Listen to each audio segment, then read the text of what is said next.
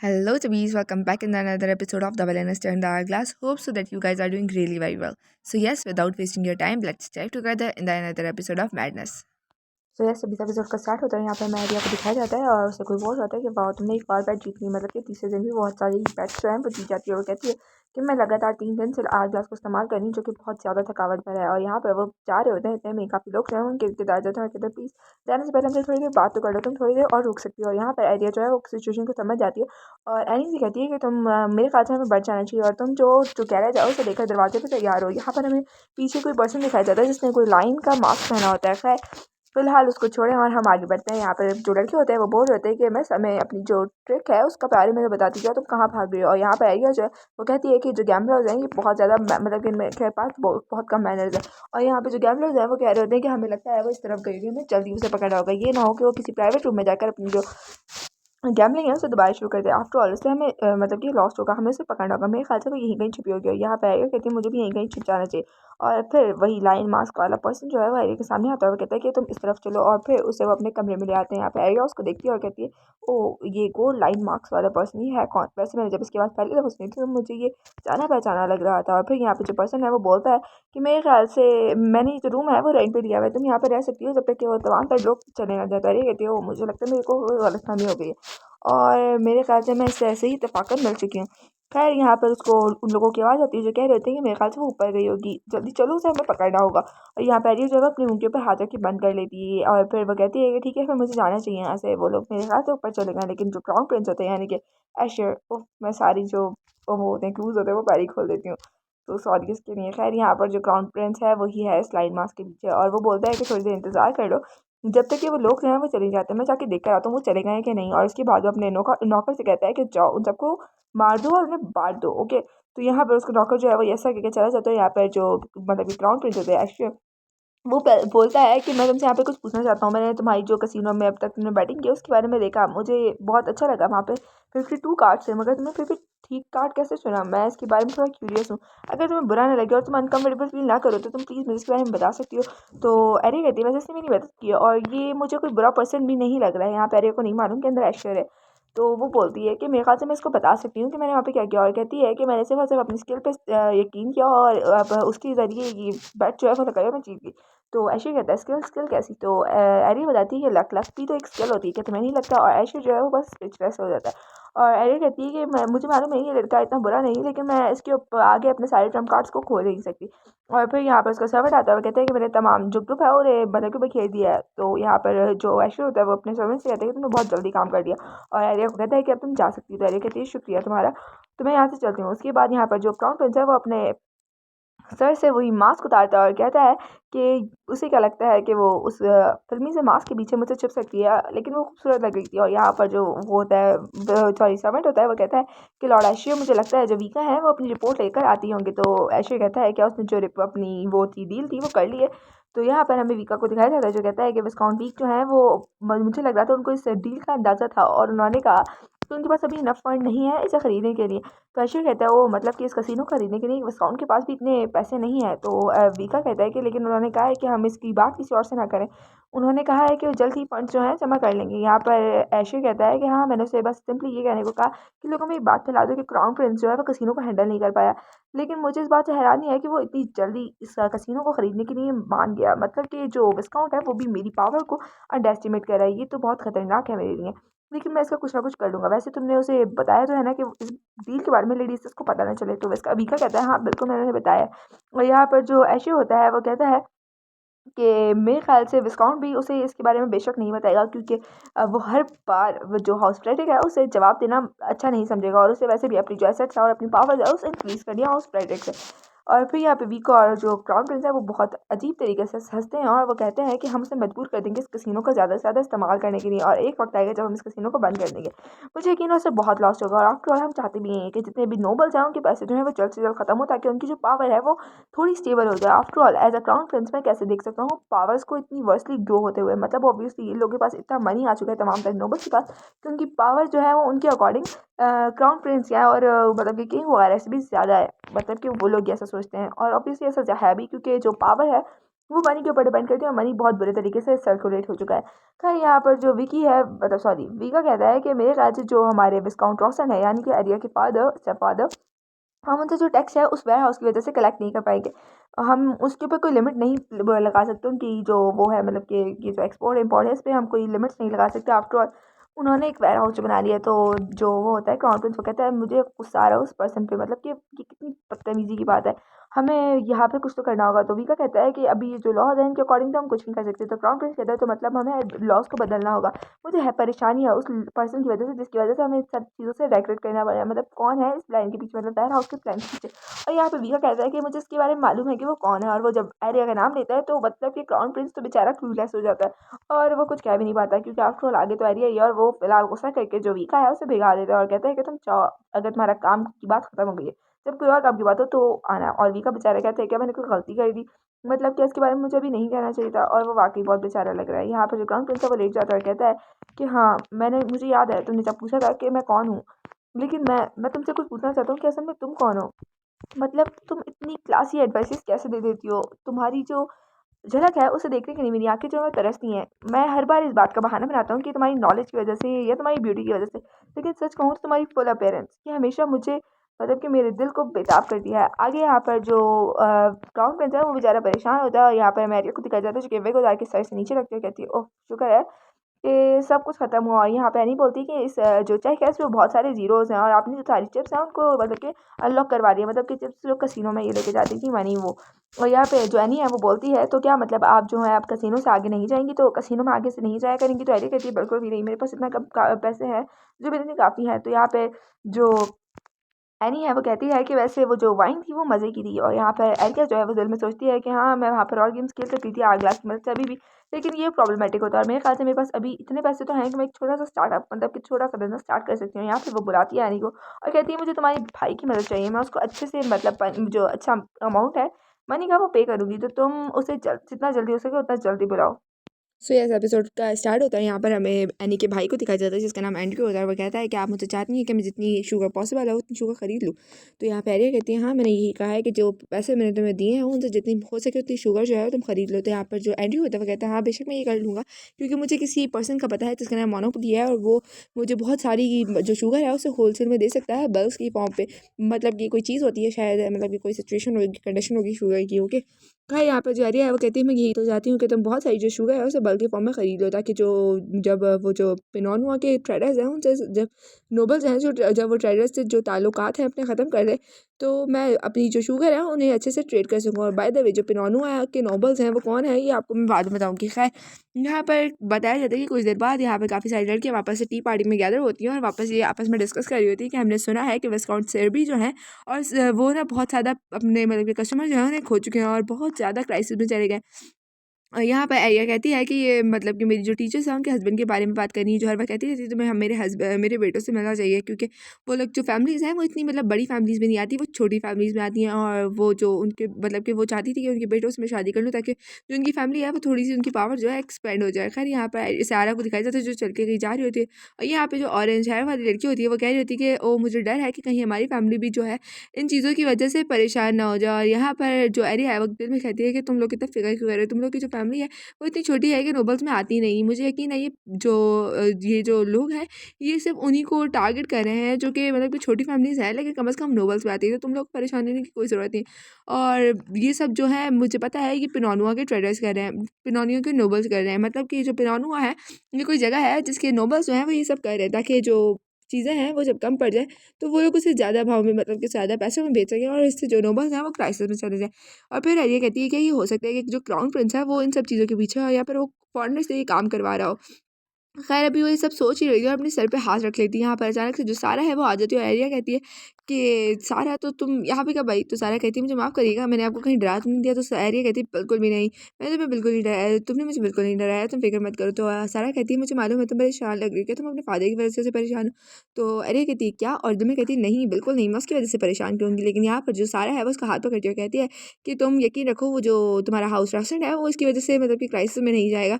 अगर कुछ ऐसा हुआ तो फिर तुम मुझसे मदद मांग सकती हो, मैं तुम्हारी हर हालत में मदद करूँगी। इस पे एरिया कह रही होती है, सारा तुम्हें मालूम है कि अगर हमारा घर यानी कि हाउस ट्रस्ट इस वक्त क्राइसिस में चला जाता है और बर्बाद हो भी जाता है, तो हमारी नेक्स्ट 3 जनरेशन है वो बैठकर आराम से खा सकती है। मतलब हमारे पास इतना पैसा मौजूद है, तो तुम्हें हमारे बारे में टेंशन लेने की ज़रूरत नहीं। लेकिन ये बात वो दिल में कहती है कि लेकिन फिर भी वो हमारे बारे में फ़िक्र कर रही है, कितनी क्यूट लग रही है, कितनी अच्छी लड़की है। खैर यहाँ पर जो सारा है वो बताती है कि जो मार्कस है, मतलब कि सारा का जो फ्यूचर हस्बैंड है, उसने उससे अपना जो लव है उसे कन्फेस कर दिया। और एरिक कहती है क्या वाकई? और एरिक जो है वो बहुत शॉक दिखाई जाती है। खैर सारा कहती है कि मैंने उसे ये जो बात है सबसे पहले तुम्हें बताई, मतलब कि अब तक की बात किसी को नहीं पता, और तुम्हें पता है कि जो मार्कस है वो तुमसे स्पेशली मिलना चाहता है। मैं भी यही चाहती हूँ कि तुम दोनों मिल लो। तो एरिया कहती है तुम्हारा क्या मतलब है? वैसे भी ये सब तुम्हारी वजह से हुआ था, मुझे उससे मिलने की क्या ज़रूरत है? तुम लोग एंजॉय करो। थी यहाँ पे सारा कहती है नहीं नहीं, हमारी जो शादी है वो नेक्स्ट स्प्रिंग में, मतलब कि सॉरी इंगेजमेंट जो है वो नेक्स्ट स्प्रिंग में होगी। तो मैं चाहूँगी कि तुम उससे पहले अपना थोड़ा सा वक्त निकालो और प्लीज़ जो मार्कस है उससे मिलने आओ। तो एरिया कहती है ऑफ कोर्स सारा, मेरे ख्याल से तो मेरी जो दिल में बोलती है कि मेरे ख्याल से तो मेरी बेहतरीन इन्वेस्टमेंट हो अब तक की, मतलब कि जिसमें मैंने अपना टाइम और पैसे इन्वेस्ट किए, तो वो वाहिद लड़की हो जो अब तक मेरे लिए बेस्ट रही हो। यहाँ पर दोबारा से हमें रॉसेंट हाउस दिखाया जाता है। यहाँ पर वापस, सॉरी ये रॉसेंट हाउस नहीं है, वो जगह है जहाँ पे इन लोगों की गैदरिंग होती है। यहाँ पर जो लेन होता है वो वही सब डिस्कस कर रहा होता है। इनके जो जो बैंकरप्ट हुआ है, मतलब कि बहुत सारी जो स्मॉल फैमिलीज हैं वो इस वक्त बैंकरप्ट हुई है, और मुझे यकीन है वो जो कसिनो है उसमें जाके अपने पैसे लगाएंगे। और एरिया कहती है कि मेरे ख्याल से ऐसी बात है जिसमें मुझे कुछ ऐड करने की जरूरत नहीं, मतलब कि इन लोगों को सब कुछ मालूम है। मुझे ये क्यों लग रहा है कि ये लोग जो है नोबल्स की क्राइसिस में जाने से बहुत खुश हैं। मे बी ये सब मेरा वहम हो, लेकिन ऐसा ही महसूस हो रहा है। और यहाँ पर एरिया कहती है कि मेरे ख्याल से इन लोगों को इनफ इन्फॉर्मेशन मालूम है, तो मुझे इनकी बातों में कुछ ऐड करने की ज़रूरत नहीं।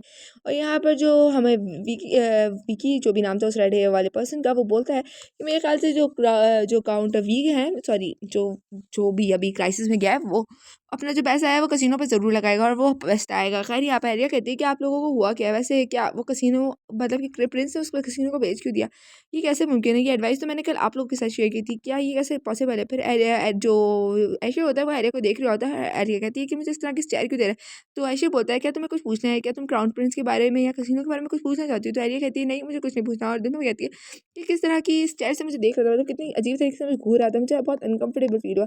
और फिर वो बोलती है कि हाँ मुझे कुछ कुछ बातें समझ आ रही है, मतलब कि जो क्राउन प्रिंस है उन्हें यही सोची समझी चाल चली है, मतलब कि उन्होंने ये नोबल्स को दे दिया था कि वो क्राइसिस में जाए, उसके बाद उनकी जो सारी मतलब के पैसे हैं, मतलब वो कम हो जाए, और जो नोबल्स हैं वो कम पावर में है। मैं समझ सकती हूँ कि ये सब क्यों हो रहा है, और मेरे ख्याल से ये बेहतरीन तरीका था वो क्राउन प्रिंस का, मतलब कि बहुत अच्छा आइडिया था। और वो यानी कि वो जो काउंट फी है वो सूटेबल पर्सन था उस कसिनो को बेचने के लिए।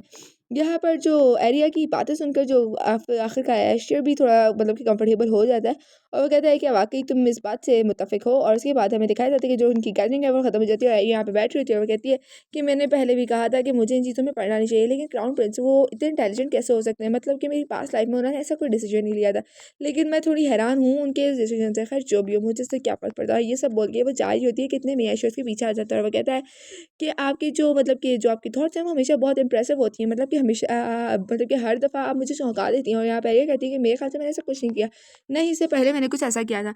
तो यहाँ पे ऐश्वर्य कहता है कि वाकई मुझे माफ़ कीजिएगा, वैसे आपने जो सोचा, जो इन्फॉर्मेशन थी उसे आपने बिल्कुल ठीक तरीके से इस्तेमाल किया। यहाँ पे एरिया कहती है किसके बारे में? वो कहता है कि जो आपने गेस किया था वो बिल्कुल करेक्ट है। तो एरिया कहती है करेक्ट? ये कैसे मुमकिन है? मैं एक्जैक्टली कैसे बता सकती हूँ? तो ऐश्वर्य कहता है क्योंकि आप बहुत ज़्यादा नॉलेजेबल है। तो एरिया कहती है क्या मतलब? अगर मैं नॉलेजेबल हूँ तो फिर तो सब नॉलेजेबल है। तो ऐश्वर्य कहता है बिल्कुल भी नहीं। और फिर वो गेट के पास आके कहता है कि ये सब सिर्फ और सिर्फ आपकी मॉडेस्टी की वजह से हुआ है माय लेडी। मैं आपको बहुत ज़्यादा एडमायर करता हूँ और आप हमेशा बहुत नॉलेजेबल बातें करती हैं और बहुत स्किलफुल दिखती हैं। यहाँ पे एरिया कहती है कि ठीक है तुम्हारा शुक्रिया, तुम बस थोड़े हम्बल हो इसलिए तुम ये सब कह रहे हो, तुम्हारा शुक्रिया। तो यहाँ पर जो ऐश्वर्य है वो कहता है नहीं ऐसा कुछ भी नहीं है, मैं ये सब इसलिए कह रहा हूँ क्योंकि ये सच है। खैर यहाँ पर एरिया जो है वो गैरेज में हमें दिखाई जाती है, जो कि दिल में कह रही होती है कि ऐश्वर्य अच्छा लड़का है, लेकिन उसके लिए अपने जो दिल है उसे खोल नहीं सकती।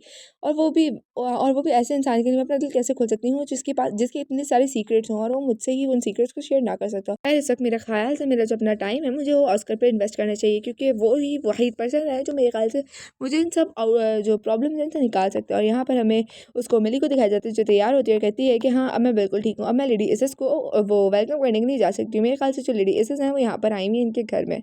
तो इस एपिसोड का स्टार्ट होता है, यहाँ पे हमें गैरेज के अंदर कोई दिखाया जाता है जो कह रहा होता है कि जो विस्काउंट वी है उसने जो कसिनो से ले लिया, वो बदतमीज़ इंसान, वो कैसे ही समझ सकता है कि उसने जो क्राउन प्रिंसेस से बेवकूफ़ बना के ये सब हासिल कर लिया। मगर मेरे ख्याल से उसने इंतहाई बेवकूफ़ी की, मतलब कि क्राउन प्रिंस उसे कसिनो को ना मैनेज करते हुए देखना उन पैसों से ज़्यादा अजीज़ था मुझे, लेकिन उस बेवकूफ़ की वजह से मैं ये नहीं देख पाऊंगी। और फिर यहाँ पर हमें मिली को दिखाया जाता है और बताया जाता है कि लेडी एसेस है जो कि यहाँ पे पहुँच चुकी है, और मिली को वो कहती है, मिली उसको कहती है कि वेलकम लेडी एसेस, और लेडी एसेस कहती है कि मेरे ख्याल से मैंने बहुत देर कर दी यहाँ पहुँचने में। तो मिली कहती है नहीं, ऐसा बिल्कुल नहीं है, आप बिल्कुल टाइम पे पहुंची हैं। और एरिया का यहाँ पे एसिस कहती है कि तो तुम्हारी मेहरबानी है, खैर मैं तुम्हारे अपने साथ यहाँ पे कुछ लाई हूँ। और ये एक टीका जार होता है जो कि वो कहती है कि मैं ये जो जो ये वही टीचर है जो मैं खुद पीती हूँ, और मैंने ये बाहर से मंगाई है तुम्हारे लिए भी ख़ास तौर पे। तो जो मिली होती है वो कहती है ठीक है, मैं इसे तैयार करवाती हूँ, आप बैठे इंतज़ार करें। और फिर यहाँ पे ऐसे जो होती है वो बोलती है कि ये जो ब्राउच है वो तुम पर खूबसूरत लग रहा है। तो यहाँ पर जो मिली है वो बताती है कि मुझे लॉर्ड ऑस्कर ने गिफ्ट किया है। तो वो कहती है कि वाकई वैसे ये जो ब्राउच है ये इतना ज़्यादा अच्छा नहीं है क्या, क्या ये वाकई इतना अच्छा नहीं है, ये बात मिली पूछती है इसी से। तो इसी से कहती है नहीं, ऐसा भी नहीं है। तो मिली कहती है मुझे माफ़ कीजिए। यहाँ पे जो इसी से वो बताती है कि मेरे ख्याल से जो ऑस्कर है उसके पास भी ऐसा ही सेम टू सेम ब्राउच है, शायद उसने उसी की मैचिंग में ये ब्राउच बनाया होगा। यहाँ पर इस दिल में कहती है कि ये मिली इसे सब पता है कि ये जो ब्राउच है ये ऑस्कर ने नहीं मैंने भेजा है। बेशक वो जो ब्राउच था वो इतना चमकीला था कि मैं फ़ौरन समझ गई कि यकीनन उस प्रोस्टिट्यूट की बेटी ने दिया होगा, इसलिए मैंने इसको इसके जैसा सेम टू सेम एक और ब्राउच बनाया है तुम्हारे लिए, ताकि ये कपल ब्राउच लगे। लेकिन तुम सब कुछ जानने के बावजूद बहुत अच्छा दिखावा करती हो, मेरे ख्याल से एक नोबल लेडी को ऐसा ही करना चाहिए, जो अपने से बड़े हैं उनके सामने कुछ ना बोले, अपने से नीचों को कंट्रोल में रखें। ये बात ऐसे जो है मिली के बारे में बोल रही होती है और कहती है कि काश तुम्हारे फादर भी इतने ही अक्लमंद होते हैं, वो एक प्रोस्टिट्यूट से शादी ना करते, बल्कि जब तक कि उनका मन था वो उसका चेहरा देखते, और जब उससे उकता जाते तो दूसरे मतलब किसी एक नोबल से शादी कर लेते। लेकिन वो उनको अब कौन ही समझा सकता है। मैं चाहती हूँ कि जब वो दूसरी शादी करें तो यकीनन किसी अच्छी लड़की से शादी करें। और उसके बाद मम्मी से कहती है कि ये जो है मैंने मतलब कि मैंने कोई बदतमीज़ी तो नहीं की ना। तो मम्मी कहती है बिल्कुल नहीं है, वो आपके भाई हैं। और यहाँ पर वो कहती है कि कितनी बदतमीज़ी की बात आ रही है, जो है मुझे अब तक जो वो मतलब कि सॉरी, मुझे अब तक सलाम करने नहीं आई है, फिर मतलब कि मिलने नहीं आई है। तो अरे यहाँ पे मम्मी कहती है कि अच्छा होगा कि आप एरिया से ना ही मिलें, मतलब कि वो ऐसी लड़की है जिससे आपका मिलकर जो है मूड ख़राब हो जाएगा। तो इसे कहती है मैं समझ सकती हूँ कि तुम्हारे साथ कितनी बदतमीज़ी करती होगी, जब वो मुझे अब तक ग्रीट करने नहीं आई है। तो यहाँ पर वो अपनी नौकरानी से कहती है कि जाओ एरिया को बुला कर लाओ, मुझे उससे मिलना है। यहाँ पे जब एरिया आती है तो वो बहुत ज़्यादा ब्यूटीफुल लग रही थी, उसके साथ जो है जैसी भी वो मौजूद होती है। यहाँ पे एरिया को वो बोलती है कि एरिया कहती है मुझे माफ़ कीजिएगा, मैं मुझे बहुत देर हो गई आपको ग्रीट करने के लिए आने के लिए। तो यहाँ पर इसे कहती है कि वैसे ये लड़की कितनी मतलब कि तरीके से ग्रीट कर रही है, वैसे भी 2 साल में एक लड़की इतना तो सीख ही सकती है। और कहती है ठीक है हेलो तुम्हें भी आओ। बाय द वे ये रोशनी कहाँ से आ रही है, क्या जो बादल है वो सूरज के आगे से हट चुके हैं, और ये जो ब्राइटनेस निकल रही है असल में एरिया से निकल रही होती है। खैर यहाँ पर जो एरिया है वो बैठ जाती है और कहती है वो बोलती है मिसेस बोलती है क्या तुम बीमार हो। तो एरिया कहती है नहीं मैं बिल्कुल भी बीमार नहीं हूँ, लेकिन मैं आपकी परमिशन के बगैर नीचे कैसे आ सकती थी। और उसके बाद वो हमें उसका हाथ आग ग्लास दिखाई देता है, मतलब वो इसे बेशक इस्तेमाल करने वाली है। और उसके बाद वो कहती है कि जो अरे वो है क्या कहते हैं, ऐसे बोलती है कि मैं तुम्हारे बैकग्राउंड को भूल ही गई थी, मैं उसको कंसिडरेट किए बगैर कैसे ही भूल सकती थी, वैसे कि तुम्हारी जो एजुकेशन है वो कैसे चल रही है। और एरिया जो है मतलब केसेस के अंदर एक मतलब चालाक लॉमड़ी को देख सकती होती है। और वो कहती है कि आपका शुक्रिया, आपने मेरी पढ़ाई के बारे में सोचा, और वाकई मेरी पढ़ाई जो है वो बहुत अच्छी जा रही है। और हमें एरिया के पीछे कोई डॉगी दिखाया जाता है जो कि बहुत बुरे तरीके से डॉगी है या वुल्फ पता नहीं क्या है ये। खैर वो भी अच्छा लग रहा है।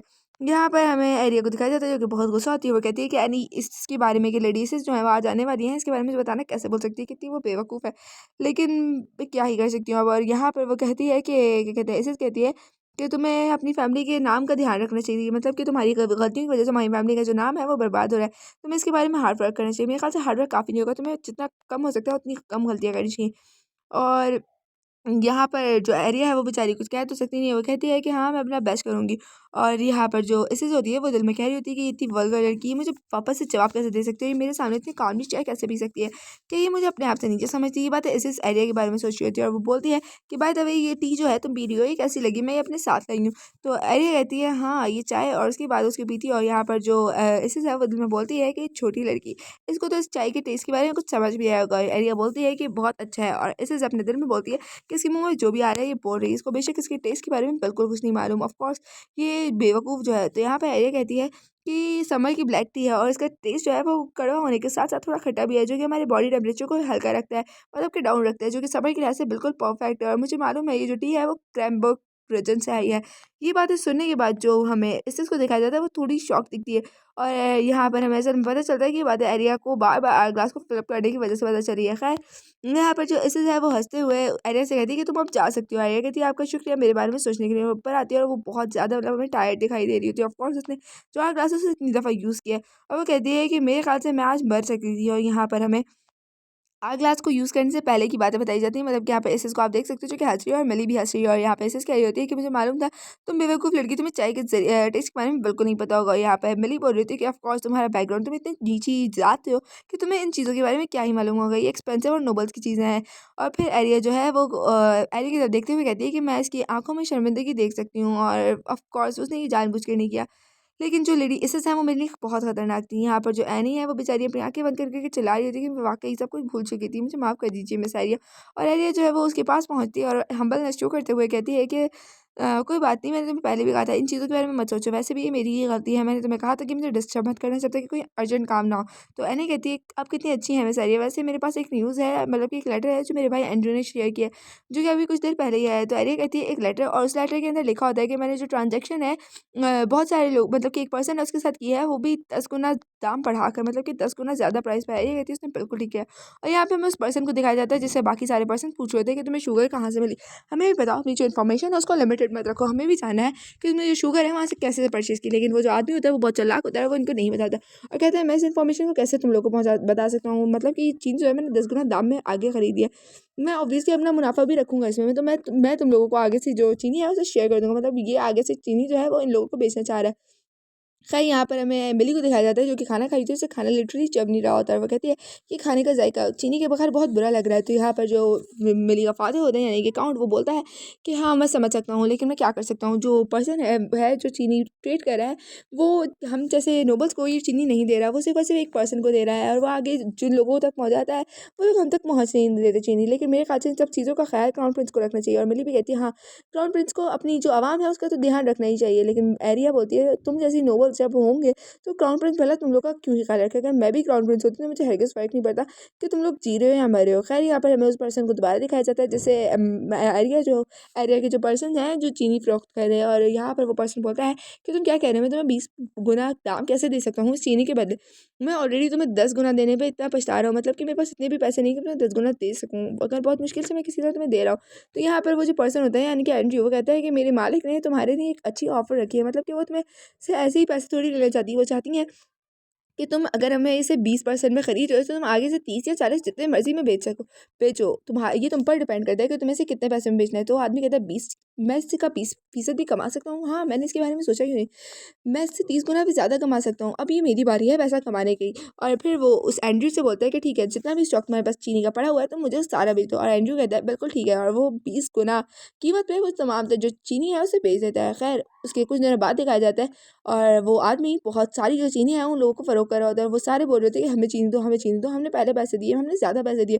और कोई बोल रहा होता है कि ठीक है अगर इसने ज़्यादा पैसे दिए तो मैं इससे भी ज़्यादा पैसे दूंगा, मगर चीनी जो है वो मुझे दो। यहाँ पर ये कहती है बेशक अगर मैं क्राउन प्रिंस होती तो मुझे फ़र्क नहीं पड़ता, ये जो नोबल्स हैं वो जी रहे हैं मर रहे हैं उनको कितना फ़ायदा या नुकसान हो रहा है। यहाँ पे एरिया बहुत सारे गोल्ड कॉइन्स के ऊपर लेटी होती है, मतलब कि एरिया ने बहुत ज़्यादा मुनाफा कमाया है उस चीनी को बेचकर। सो यहाँ इस एपिसोड का चारों तरफ बैरी को दिखाया जाता है जो कि चाय में कप में चाय भरी होती है। और यहाँ पर जो एनी है वो बोल रही होती है कि मैंने सुना है कि उस आदमी ने जो चीनी है उसे 3 गुना ज़्यादा मतलब कि दाम में बेचा है, मेरे ख्याल से ये काम आपको करना चाहिए था, इससे आपको ज़्यादा मुनाफा होता है। तो यहाँ पे एरिया कहती है कि मैंने इस वक्त सिर्फ और सिर्फ नया तुक्का लगाया था, हमें ज़्यादा लालची नहीं होना चाहिए, मेरे ख्याल से इससे हमें लॉस होगा।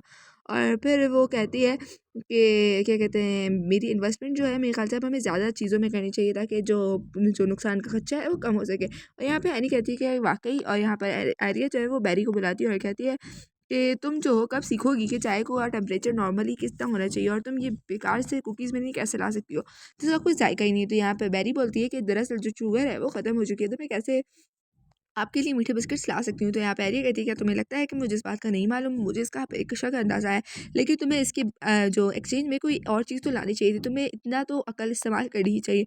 यहाँ पे जो एरी होती है वो भी एरिया के साथ देती है और कहती है कि हाँ तुम इसका जो टेस्ट है उसे इन्हेंस करने के लिए फ्लावर्स का भी तो इस्तेमाल कर सकती थी।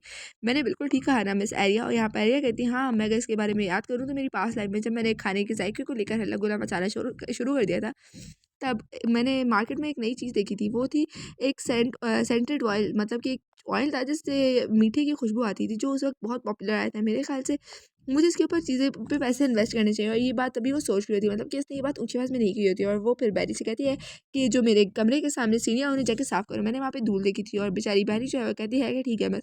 और यहाँ पे आर्या सोचती है कि मुझे अच्छे से याद नहीं, लेकिन वो जो शॉप थी वो किसी पॉपुलर नोबल की नहीं थी, मेरे ख्याल से वो एक छोटी सी शॉप थी बैरन सॉरी बर्बरूम की। और ये कौन है ये हमें आगे बताया जाएगा। और वो कहती है कि खैर मेरे ख्याल से मुझे बैरन बूम पे पैसे जो है इन्वेस्ट करना चाहिए, मैं उसको एक अपॉर्चुनिटी देने वाली हूँ। मेरे ख्याल से बैरन बूम मैं इसको बैरन बनाने वाली, ठीक है, मुझे थोड़ा प्रोनाउंस करने में मुश्किल हुई है। खैर वो कहती है कि मैं बैरन तुम्हें एक चांस दे रही हूँ, तो मुझे उम्मीद है कि तुम इसका अच्छे से इस्तेमाल करोगे। और उसके बाद वो उसको एक लेटर लिखती है। और वो पढ़ते हुए जो बैरन है, ये मतलब कि हमें ये लड़का दिखाया जाता है जो कि बैरन है, तकरीबन मेरे ख्याल से कैन की उम्र का ही लग रहा है। ये बोलता है कि मुझे एक पर्सन ने लेटर भेजा है जिसके अंदर बहुत सारी इन्वेस्टमेंट है, और वो चाहता है कि मैं एक ऐसी चीज़ बनाऊँ जिसकी फ्रेगरेंस जो है वो मीठी हो। वैसे ये आइडिया अच्छा है, लेकिन कौन ही है जो मुझ पर इतना ज़्यादा पैसे जो है वो इन्वेस्ट करना चाहता है। और फिर हमें कुछ हफ्तों के बाद का सीन दिखाया जाता है जहाँ पे जैसी जो है वो एरिया को बुलाती है और वो कहती है यहाँ पे एक लेटर है। एरिया कहती है तो फाइनली उसने मुझे कुछ भेज ही दिया। और फिर हमें उसके हाथ में एक अकाउंट बुक दिखाई जाती है। यहाँ पर एरिया जो है वो उसे एक गिफ्ट बॉक्स भी मिलता है साथ में उस लेटर के। और जब वो लेटर खोलती है तो कहती है कि मैं पर हैरान हूँ कि इसे किसने भेजा होगा, लेकिन मुझे ये मालूम है कुछ हद तक कि ये किसने भेजा होगा। यहाँ पर उस लेटर को खोला जाता है और उसमें लिखा होता है कि मैंने आपको ये गिफ्ट भेजा है एज अ थैंक यू उस इन्वेस्टर के लिए जिसने मुझे इतना मतलब कि एक उम्मीद दी थी, जिसके ज़रिए मैं बहुत आज मतलब कि अच्छी अमाउंट कमा पा रहा हूँ। बैरन बूम ओके। तो यहाँ पर जो जैसी होती है वो कहती है ओ मिस, मेरे ख्याल से जो गिफ्ट है ये एक एवेटर है जो कि मतलब कि लड़कों के नहीं होता है। मेरे ख्याल से उसे लगता है कि आप कोई मैन है। तो एरिया कहती है हाँ मैं देख सकती हूँ। और यहाँ पर जो वो होती है एनी, वो कहती है मेरे ख्याल से उसका जो टेस्ट है वो अच्छा है, मतलब कि इस पे जो फ्रेगनेंस उसने लगाई हुई है वो बहुत अच्छी स्मेल करी हुई है। जैसे कहती है हाँ वाकई।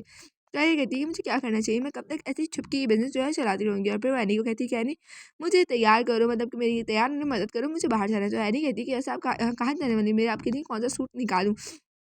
ये कहती है मेरे ख्याल से हमें सबसे पहले मार्केट ही जाना चाहिए, मतलब कि कपड़ों के स्टोर पर। आखिरकार हमें बैरन हाँ, उसका नाम लेना पता नहीं क्यों मेरे लिए मुश्किल हो रहा है। खैर हमें बैरन की शॉप दिखाई जाती है जहाँ पर जो एरिया है वो ब्लू कलर का ड्रेस पहन के आ जाती है जो लिटरली बहुत ब्यूटीफुल लग रही थी। यहाँ पे एक लेडी बोलती है कि आप जो है नई लग रही हैं इस स्टोर में, प्लीज़ मुझे ज़्यादा दीजिए आपको मदद करने की। और ये कहती है नहीं। और फिर वो अपनी कैप निकालती है, वो लिटरली बहुत ज़्यादा ब्यूटीफुल लग रही होती है। वो कहती है कि मैं यहाँ पे बैरन से मिलने आई हूँ, तो प्लीज़ मेरी मदद कीजिए उससे मिलने में। और यहाँ पर वो जो लड़की है वो बैरन को बुला देती है और बैरन कहता है, यहाँ पे एरिया जो है वो बैरन को हेलो कहती है। और बैरन कहता है हेलो क्या आप वैसे हैं कौन। तो वो कहती है बेशक तुम मुझे नहीं जानते होगे। और वो कहता है कि हाँ प्लीज़ मुझे अपना नाम बताओ। यहाँ पर जो बैरन है वो बहुत ज़्यादा ब्लश कर रहा होता है। और यहाँ पे एरिया कहती है लो, ये बगैर जाने ही कि मैं कौन हूँ मुझसे मिलने के लिए तैयार भी हो गया। यहाँ पे एरिया कहती है कि बाय द वे मैं हूँ क्या कहते हैं एरिया रॉसेंट। और जैसे ही वो उसका नाम सुनता है वो थोड़ा होश में आता है और अपने सर के ऊपर ज़ोर ज़ोर से मारता है। कहते हैं मुझे माफ़ कीजिएगा, मैंने रियलाइज़ नहीं किया कि आप कौन हैं।